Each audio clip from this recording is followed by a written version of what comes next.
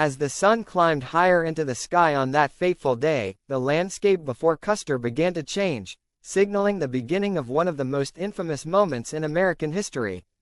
The ground beneath the soldiers' boots had been relatively forgiving up until now, but as they advanced along Reno Creek, something caught their attention. The land, previously flat and uneventful, began to rise, gradually at first, then more dramatically. Custer and his men were just over 2 miles away from their objective, the Little Bighorn, yet they had no idea how much blood would soon soak into that very soil. Picture this. As Custer and his troops pressed on east of Reno Creek, a subtle knoll loomed ahead, its importance seemingly trivial on the topographical map. But anyone who's experienced battle knows that even the smallest change in terrain can have monumental consequences. Rising 20 to 40 feet, this elevation was the first in a series of natural obstacles, no higher than a few stories, but enough to obscure vision, block movement, and allow enemies to hide just out of sight. Yet this wasn't the only threat the land had in store. As they continued, a much larger knoll began to take shape on the horizon, its prominence far more commanding. This knoll, towering 80 to 100 feet above the plains, was the first real high ground they had encountered since departing from Fort A. It stood like a sentinel between them and their objective. This wasn't just a natural rise, it was a guardian of the plains, a place where an unseen enemy could lie in wait, preparing to ambush anyone daring to cross its path. And in hostile territory like this, every step carried with it a sense of foreboding. The proximity of the knoll to the Little Bighorn River created an illusion of closeness, shortening the distance to what seemed like an arm's reach, yet in reality, the journey was far from over. Farming and development had altered the landscape over the years, but in that moment, for Custer and his men, this knoll was a beacon of danger. Every soldier felt it, the tension in the air was palpable. They were just over 2 miles from their target, and it was nearing 1 p.m. The sun burned down on them with unrelenting heat, and the minutes ticked by like the beats of a war drum. It was at 12:57 p.m. when Custer made a fateful decision. He signaled for Major Reno to join him, crossing Reno Creek to unite their forces. It was a call to arms, a move that would cement their place in history, for better or worse. But little did they know that the enemy was closer than they had ever anticipated. Ahead of them, a group of scouts who had been sent forward came across something unexpected. A lone, decorative teepee standing solemnly in the vastness of the plains.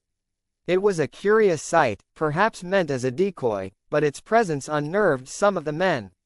Fred Gerard, one of the scouts who had climbed the larger knoll, squinted into the distance, his sharp eyes catching something, a dust cloud. It began as a faint smudge on the horizon, almost imperceptible against the vastness of the sky. But as it grew larger, Gerard's heart began to race. He knew what that cloud signified. The dust, kicked up by hooves and feet alike, meant only one thing: movement. And where there was movement, there was life. Horses, pony herders, enemies. The sight of the dust cloud sent a jolt of electricity through the ranks. The enemy wasn't on the knoll, but they were close, closer than anyone had anticipated. Custer's eyes narrowed as he stared at the cloud. His mind raced with possibilities. The Sioux, could they be fleeing? Could they be preparing to fight? Half-Yellow Face, one of the Crow scouts who had been by Custer's side, sensed the shift in the atmosphere. His deep, knowing eyes scanned the horizon, and when Custer asked him what the dust meant, his response was chilling in its simplicity. The Sioux must be running away. Running away. Those words echoed in Custer's mind, bouncing between the walls of his skull like an ominous refrain. Were they truly running, or was this a trap? George Herendeen and Fred Gerard, who had remained perched atop the knoll, echoed the sentiment, calling down to Custer that the enemy was on the move. Gerard's voice carried over the plains, sharp and urgent. Yet Custer remained on edge. The dust cloud continued to billow in the distance, growing ever larger, like a storm gathering strength before crashing down on them. He could feel the pulse of his own heartbeat quickening in his chest, the rhythmic pounding blending with the distant thunder of hooves. The tension had reached its breaking point. Everything was on the line now. A decision had to be made, and fast. Custer's instincts told him that this was the moment, his moment. The moment to strike, to claim victory, to immortalize himself in the annals of history. The men were ready, their weapons at the ready, their eyes fixed on their commander, awaiting the order that would either lead them to glory or doom. As Custer tightened his grip on the reins, the reality of the situation became clearer. He wasn't just facing an ordinary enemy, he was stepping into the maw of something far larger, far more dangerous than he had anticipated. The Sioux weren't just running, they were drawing him in, deeper into the heart of danger, where the terrain itself seemed to conspire against him. The knolls, the dust, the rising tension, it all led to this critical moment. Custer's men, though disciplined and brave, were about to be tested in ways they couldn't have imagined. And Custer, the leader who had always trusted his own judgment above all else, was about to face the consequences of his actions. From his elevated position, Girard's heart pounded as his sharp eyes scanned the valley below.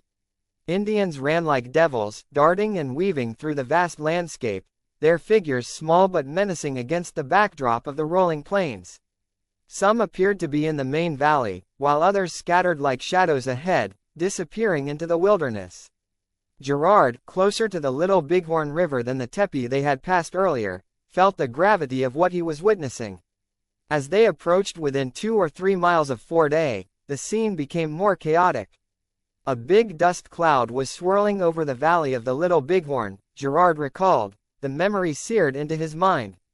Carried by the north wind, the dust created the eerie impression that the Indians were fleeing, racing northward as if anticipating an imminent attack. The sight was confirmed as Girard and the others climbed the larger knoll, heightening the tension that already gripped the troops. Lieutenant Hare, standing alongside the scouts on the knoll, peered into the distance, his brow furrowing in concentration. He spotted a group of 40 to 50 Indians seated on the middle knoll just before the river, a sight that sent shivers down his spine. But before Hare could process what he was seeing, they vanished as swiftly as they had appeared, their sudden disappearance leaving a sense of foreboding hanging in the air. Everything was happening so fast. The landscape, once still and quiet, was now a canvas of dust and movement, the tension building like a storm ready to break. Custer, sensing that the moment was at hand, issued his next critical order. At precisely 1:02 p.m., he commanded Reno to attack the village, his voice steady but urgent. As the orders were barked and echoed down the line, Lieutenant Hare moved forward with the re-scouts, though hesitation rippled through the ranks. The men could feel the weight of what was about to unfold. Hare, undeterred, quickly assembled a small detachment from M Company, instructing them to scout ahead. They would be the eyes and ears of the approaching force, tasked with gathering critical intelligence as the situation continued to evolve. Meanwhile, Custer, never one to hesitate, had already committed to the assault. He turned to Reno, his eyes burning with determination, and gave the command, "Attack." The timing was precise. Between 1:02 and 1:05 p.m. the moment had arrived. Reno moved quickly, leading his men down the Little Bighorn Valley. His heart thumped with the anticipation of battle, the air around him thick with dust and the scent of looming violence. He believed, with every fiber of his being, that Custer and his 224 men were following closely behind. This belief, firmly embedded in his mind, would shape his actions in the hours to come, though military historians would later question its accuracy. Despite the tragic outcome, Reno's confidence remained unshaken in the immediate aftermath. In letters and statements written after the battle, Reno spoke with certainty, even in exchanges with Tom Rosser, a close friend of Custer's from their days at West Point. Reno insisted that Lieutenant Cook, the regiment's adjutant, had personally conveyed Custer's orders to him. "Move forward as fast as you think prudent and charge," Cook had reportedly said. "You will be supported by the whole outfit." These words, now immortalized in Reno's official report dated July 5, 1876, echoed through time as a testament to his unwavering belief that Custer would be there to back him up. As Reno pushed onward, he noticed some of the scouts preparing for battle, stripping down in grim anticipation of the fight that lay ahead. Not long after, Cook once again arrived with urgent orders from Custer: "Charge the village." There was reassurance in Cook's words, a promise that Custer and his forces would be right behind, providing much-needed support from the rear. Lieutenant Benny Hodgson and Lieutenant Nick Wallace were both at Reno's side when Cook delivered this crucial message. Wallace, in particular, emphasized later that this was the only order he heard given to Reno that day. Attack and support would follow. The situation was tense, almost unbearable. The air was thick with dust, anticipation, and the knowledge that they were riding straight into the unknown. As the soldiers advanced, they passed a lone teepee, its eerie contents only adding to the ominous atmosphere. Inside lay a dead body, a silent reminder of what awaited them just beyond the horizon. Cook soon returned, his face set with determination, to relay Custer's final order. Reno was to press forward with full speed and charge the Indians. Wallace and others nearby confirmed the order. Support was on the way. Even Henry Porter, a civilian doctor who had been at Reno's side, heard Cook's promise of backup as Reno prepared to lead the charge. Reno, despite his own doubts, couldn't shake the feeling of uncertainty. He pressed Cook, questioning if Custer would truly follow. Cook, ever loyal to his commander, reassured Reno, telling him that the support would come. This exchange likely occurred near the river, though some would later speculate that it took place farther out on the plains. No matter the location, Reno's concerns were real, and the weight of the battle bore down on him. As the soldiers drew closer to the village, more and more sightings of Indian warriors began to trickle in. The Crow scouts, including Half Yellowface and Curly, had reported seeing 2 Sioux warriors, Deeds and Lone Dog, who had spotted the rising dust clouds created by the advancing troops. The 2 warriors rode to the ridgeline to warn the village of the incoming threat, but in the ensuing chaos, the Crow scouts went ahead and killed Deeds. Another account suggested that the second warrior was not Lone Dog, but Brownback, possibly Deeds' father, and that Deeds' sister, known as Moving Robe Woman, later avenged her brother's death. This complex web of vengeance, honor, and bloodshed was woven into the fabric of the battle even before the full force of the attack had begun. As Custer and Reno's forces began to separate, Luke Hare, along with several other scouts, moved to join Captain Tom French of M Company, who had sent out an advance party to scout the terrain ahead. At around 1:05 p.m., Reno advanced swiftly, and only minutes later, Custer's forces followed in his wake. Chief Scout Varnum, one of the few who managed to maintain a cool head amidst the growing chaos, reported to Custer that a large village was spotted further down the valley. This was the first concrete sign that a significant force of hostiles was nearby. Despite the urgency of the situation and the confusion swirling around him, Custer couldn't shake the feeling that the element of surprise was working in his favor, at least for the moment. Gerard moved ahead at a brisk pace, alternating between a trot and a lope. As he neared the Little Bighorn, he passed a small hill, a seemingly inconspicuous rise in the flat terrain. For clarity, let's call it Cook's Knoll, the third and smallest hill in the vicinity. Gerard paused there, taking a moment to assess the situation. From this vantage point, he could see the river ford in the distance, and as fate would have it, he and Reno reached the river almost simultaneously. Gerard rode slightly to Reno's left, only 8 to 10 feet away. As they neared the water, the distance between them widened slightly to around 12 to 15 feet. Reno, maintaining a brisk trot, pressed forward, while Gerard hesitated momentarily near the knoll. The Ree scouts, sensing the growing tension, scattered. Some took up positions along the river's slopes, while others rode ahead of Reno, crossing the river with urgency. It was around 1:13 or 1:14 p.m. when Gerard, upon arriving at the river crossing, was met with unexpected news. Several of the Ree scouts, who had gone upstream to peer over the treetops, informed him that the Sioux were not packing up their village to flee, as originally assumed.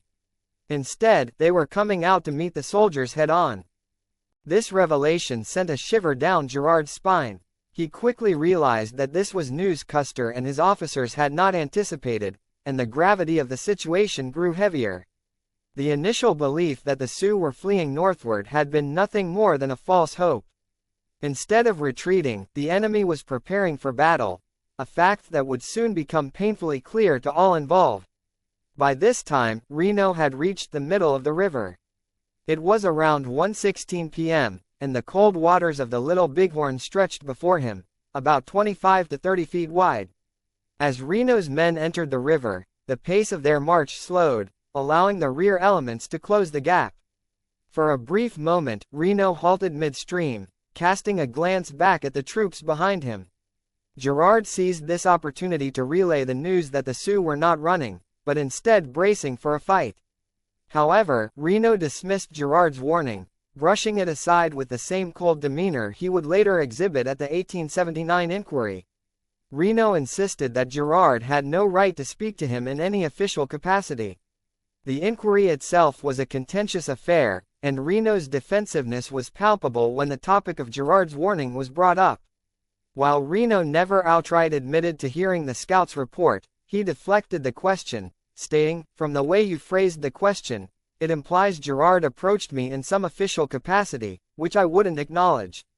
Despite the miscommunications and conflicting reports, the soldiers pressed on, unaware that they were riding headlong into one of the deadliest encounters in American military history. "If he had something important to tell me, I would have listened, but I wouldn't have believed it." Reno's dismissive response still echoed in his mind long after the battle had ended. It was this statement that would later fuel heated debates, casting doubt on his judgment during those critical moments. Perhaps Girard's memory was flawed, or maybe Reno had simply refused to acknowledge the possibility that the Sioux were not fleeing as originally believed. Reno stood by his actions, convinced that his course was the right one. In interviews conducted later with Walter Mason Camp, Girard never explicitly mentioned speaking to Reno at that moment. Camp's records indicate, after Girard crossed the river, one of the Indian scouts shouted that the Sioux were coming to meet Reno. Alarmed, Girard had exclaimed, "Hell, Custer needs to know this immediately. He thinks the Indians are fleeing, but they're preparing for a fight. I'll go back and inform him." Without wasting another second, Girard spurred his horse onward, heading back to alert Custer. His heart pounded as he made his way toward the knoll, the landscape blurring in his peripheral vision. He knew what was at stake. Custer had to be informed before it was too late. When Girard reached the knoll, situated about half a mile east of the fort and standing 75 to 100 feet high, he spotted Cook. The knoll, resting at the mouth of the valley, loomed ominously over the surrounding plains. Cook, noticing Girard's approach, signaled him to stop. Camp's account incorrectly places Girard across the river when he learned of the Sioux's approach, but in truth, it was the Ree scouts who had first noticed the Indians returning. Girard wasn't the one who initially spotted them, he was simply the messenger tasked with delivering the grim news. What Camp referred to as Middle Knoll was, in fact, not where Girard had encountered Cook. The meeting occurred near the knoll by the river, as Girard had described in detail during the 1879 inquiry. By that time, Custer's column had already disappeared from view, a sight that left Girard with an uneasy feeling. Reno's trail had veered sharply to the left, curling around the smaller knoll next to the river, while Custer's larger trail had continued straight along a broad lodgepole path. The split between the two columns had occurred roughly a mile back, likely near Middle Knoll. Now, the next knoll, which had come to be known as Cook's Knoll, was situated directly on the riverbank, serving as a landmark in this maze of rolling hills and deep ravines. After receiving no response from Reno, Girard stood there, perched on his horse, and observed the battalion as it crossed the river. The scene was chaotic. Between 1:16 and 1:20 p.m., the soldiers struggled through the water, some already halfway across, while others remained on the far bank. Girard watched with growing urgency, knowing that time was running out. The Sioux were not running, they were coming, and the soldiers had little time to prepare. Realizing the gravity of the situation, Girard turned his horse and raced back, hoping to reach Custer before it was too late. As he approached Fort A, he ran into Cook once again, this time about 75 yards from the fort. Testimonies from that day vary, with some accounts claiming that both Cook and Miles Keogh had accompanied Reno to the river's midpoint, though this has been widely contested. Girard never mentioned Keogh in his recounting of events, and evidence suggests that Cook had been making his way toward Reno's column, not away from it. It seems far more plausible that Cook had been stationed near the knoll, possibly waiting for Reno's last man to cross the river before returning to Custer's side. One sergeant from a company, named Culbertson, later recalled seeing Cook at the ford, further supporting the idea that Cook had remained near the river for longer than initially thought. By the time Girard spotted Cook, half of Reno's battalion had already crossed the river or was in the process of doing so. Yet the uncertainty remained. Speculation arose, notably from Edgerly, that Cook and Keogh might have intended to support Reno by crossing the river themselves. However, this theory remains largely unconfirmed, shrouded in the fog of war that enveloped the battlefield that day. As Reno swung left, heading deeper into the valley, Keogh seemed to have moved in the opposite direction, perhaps scouting another ford for Custer to cross. Keogh's movements remain one of the more elusive mysteries of that day. Whether he intended to find a better crossing point for Custer or whether he was simply acting on instinct is unknown. But what is certain is that the confusion and disarray that plagued the battlefield played a significant role in the unfolding disaster. Each decision, each seemingly minor choice, was layered with consequences. The split of the columns, the missed messages, the delayed actions, all of it culminated in the catastrophe that followed. And standing in the middle of it all was Girard, a man who had seen the truth too late, trapped between his loyalty to Custer and the grim reality of what lay ahead. As the inquiry continued, these moments would be picked apart, dissected under the harsh scrutiny of those who sought answers to one of the greatest military failures in American history. But for Girard, the events of that day were as vivid as ever, replaying in his mind like a nightmare that refused to fade. Each knoll, each turn, each fleeting moment of indecision contributed to the tragic outcome. And in the end, the dust of Reno Creek would settle, but the questions surrounding Custer's last stand would linger on, haunting the memories of those who lived through it. When Girard met Cook on that fateful day, his words carried the weight of uncertainty mixed with urgency. He informed Cook that the Sioux were advancing in large numbers, their presence obscured by a distant dust cloud roughly 2.5 miles away. Cook, reacting swiftly, simply replied, "All right, I'll report back." Without wasting a moment, Girard raced back to the ford, quickly encountering a scout before crossing the river once more.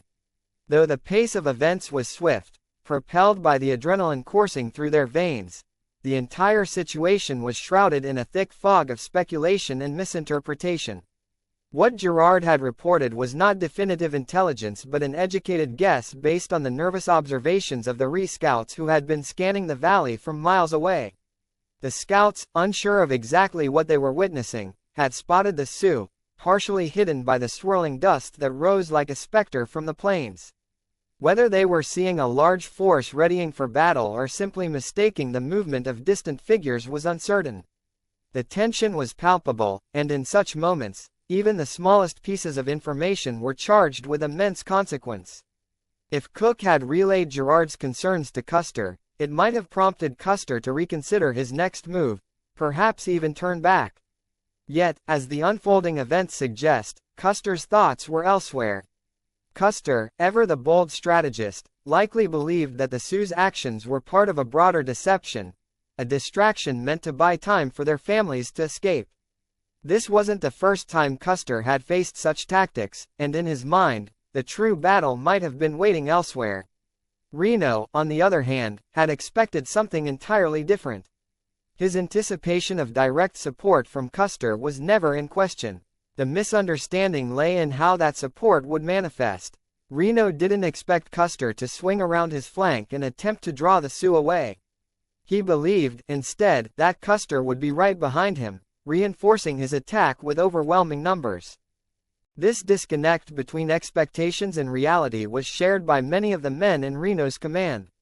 Soldiers like Sergeant Charles White and Private Edward Davern had been equally convinced that reinforcements were on their way, that Custer's presence would soon be felt as they engaged the enemy. Dr. Porter, the battalion's physician, had also interpreted Cook's orders as signaling imminent support for Reno's assault on the village. Yet this support was never to materialize in the way Reno and his men had hoped. Cook's orders, however well-intentioned, had introduced a fatal ambiguity into the situation. Reno believed that Custer was trailing closely behind him, prepared to lend direct aid. But this was not the case. Custer had other plans. Girard's report, though given with the best of intentions, inadvertently bolstered Reno's assumptions, feeding into the belief that they were moving in sync with Custer's own column. In reality, a critical breakdown in communication had occurred. This misalignment of understanding would shape the entire course of the battle and ultimately contribute to the disaster that followed. Now, let's step back for a moment and entertain a speculative scenario, one that is both fascinating and, perhaps, misleading. What if Custer had chosen to follow Reno into the valley, providing him with the direct support he so desperately craved? What might have transpired? First and foremost, Reno would have had a far more assertive and experienced leader at his side. Custer's presence, commanding as it was, would likely have bolstered the morale of Reno's men, giving them the confidence to press forward with greater resolve. Moreover, with Custer's forces adding to the attacking force, the sheer numbers alone could have altered the entire dynamic of the battle. Instead of halting to form a defensive line, as Reno had ultimately done, the combined force might have pushed forward in a more aggressive, sustained charge against the Sioux. But here lies the crux of the matter. Whether this would have been beneficial is deeply uncertain. As Reno had been painfully aware, the terrain ahead was treacherous. A deep ravine lay in their path, a natural obstacle that would have presented serious challenges to any advancing force. The Sioux warriors, skilled in guerrilla tactics and intimately familiar with the land, would have undoubtedly exploited this weakness. Had Reno continued his charge without pause, he could have led his men directly into a trap. Caught between the difficult terrain and the relentless assault of the Sioux, their forces might have been surrounded and overwhelmed. Custer's presence, while potentially increasing the overall strength of the attacking force, might not have prevented this disaster. In fact, it could have compounded it. The ravine would have become a death trap for a larger force, and without careful planning and coordination, Custer's aggressive tactics could have backfired spectacularly. Instead of seizing the initiative, they might have found themselves bogged down in a hopeless fight against an enemy that knew every twist and turn of the landscape. In hindsight, the notion of Custer providing direct support to Reno seems appealing, a potential way to rewrite the tragic outcome of that day. Yet the reality of the situation suggests that such a move could have been equally catastrophic. Custer's decision to swing around Reno's flank, while ultimately leading to his own demise, was a calculated risk, one that sought to outmaneuver the Sioux rather than engage them head-on in the valley. Had he chosen differently, the entire battle might have played out in a different but no less devastating manner. However, had Custer flanked Reno or provided backup, the situation might have unfolded differently. The obstacles that Reno faced, the difficult terrain, the dust clouds, and the chaotic engagement with the Sioux, might have been surmountable with a larger, coordinated force. A combined force could have spread out more effectively toward the left, thinning their ranks but better managing the confusion and dust that the native warriors used to their advantage. The dust wasn't just a natural consequence of movement, it was a deliberate tactic. It gave the non-combatants in the village precious time to gather their belongings and flee while simultaneously obscuring the numbers and positions of the warriors mobilizing to meet Reno's forces. Blummer argued that if Custer had not seen Benteen's column, he wouldn't have known where to direct the message. However, Benteen himself was skeptical of this conclusion. He later expressed doubts that Custer had any clear knowledge of his location at the time the orders were sent. In fact, Benteen stated outright that Custer had no idea where Benteen's forces were when the note was dispatched, a revealing comment that underscores just how chaotic and unpredictable the battlefield had become. Custer's battlefield awareness, or lack thereof, further contributed to the breakdown in communication and the missed opportunities for coordinated action. If Custer had indeed misjudged the situation, believing that Benteen was closer than he actually was, it would explain why he chose to split his forces when he did. The belief that Benteen's reinforcements were imminent may have given Custer false confidence, prompting him to engage the Sioux without full knowledge of his regiment's positions. In essence, the decisions made on that chaotic afternoon were deeply influenced by a combination of misinterpretations, poor communication, and the inherent challenges of the battlefield. The dust cloud, both a literal and metaphorical element, obscured the vision of the commanders, making it difficult to discern reality from assumption. Had Custer and Reno maintained closer coordination, the outcome might have been different, but the battlefield was a place of confusion and rapidly changing circumstances. In the end, despite their best efforts, the disjointed nature of their As Reno approached the river, Custer's next move seemed to hang in the balance, revealing the complexity and uncertainty that underscored his leadership that day. One often overlooked aspect of Custer's strategy was the flexibility he granted himself by dividing his forces into battalions. This decision, while criticized by many modern analysts as a grave error, might have appeared to Custer at the time as a means to maximize his tactical options. Before the battle began, Custer likely saw an opportunity to flank the village, capturing or driving away the non-combatants who were attempting to flee. This would not only weaken the native warriors' numerical advantage but also cause a disruption in the cohesion of the enemy forces, giving Custer the upper hand. Meanwhile, Benteen's battalion was positioned to protect the flanks and serve as a mobile reserve, ready to reinforce any of the split forces if necessary. In theory, this was a sound military maneuver, regardless of whether it was a premeditated element of Custer's strategy or a fortunate byproduct of the unfolding situation. However, as historian Edward Godfrey noted in his diaries, Benteen's role as a reserve force was incidental and not part of any deliberate planning on Custer's part. In reality, Benteen had been tasked with clearing the flanks but had no formal directive to hold in reserve. Despite this, his position effectively made him the closest thing to a backup force that Custer had. Custer's confidence and boldness were put to the test when Cook's report came in, based on Girard's interpretation of the scouts' observations. According to the scouts, the village had already been alerted to the soldiers' approach, and the element of surprise was lost. This intelligence shifted the dynamics of the battle entirely. The realization that the native warriors were preparing to disperse likely pushed Custer to make a crucial and rapid decision. Instead of directly supporting Reno, he moved his forces toward the high ground east of the river. From this vantage point, Custer might have hoped to control the battlefield more effectively, keeping an eye on the movements of both the village and the warriors. Throughout the campaign, Custer's superior, General Alfred Terry, had been preoccupied with two primary concerns: the sheer size of the native force and the possibility that the warriors would scatter if threatened. Before they had even left Fort Abraham Lincoln, Girard had warned Terry that if all the native warriors united, the soldiers could face a force numbering several thousand fighters. This was a sobering prospect, and Custer was not ignorant of it. However, historian John Gray offered an essential distinction. While the size of the native force was certainly a concern, Custer's more pressing fear was the risk that the Sioux and Cheyenne would scatter into the plains once the battle began. This fear consumed Custer, who knew that if the warriors broke apart and fled, they would become nearly impossible to track or confront, making the entire campaign a failure. Lieutenant Godfrey would later describe Custer as obsessed with the possibility of the natives scattering. This obsession shaped his actions on the day of the battle, driving him to act quickly, sometimes at the expense of thoroughness. Custer wasn't merely looking for victory, he was trying to prevent a strategic catastrophe. He wanted to force the natives into a corner, to make sure they had no choice but to engage in a direct fight. On the eve of the battle, he had warned his officers that they would face the fight of their lives, indicating that he was fully aware of the fierce resistance that awaited them.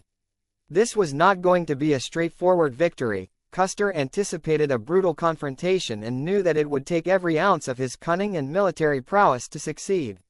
In that light, Custer's decision to split his forces begins to make more sense. He wasn't merely acting out of arrogance or overconfidence, as some have suggested. Rather, he was trying to strike a delicate balance between maintaining tactical flexibility and preventing the enemy from escaping into the vast wilderness.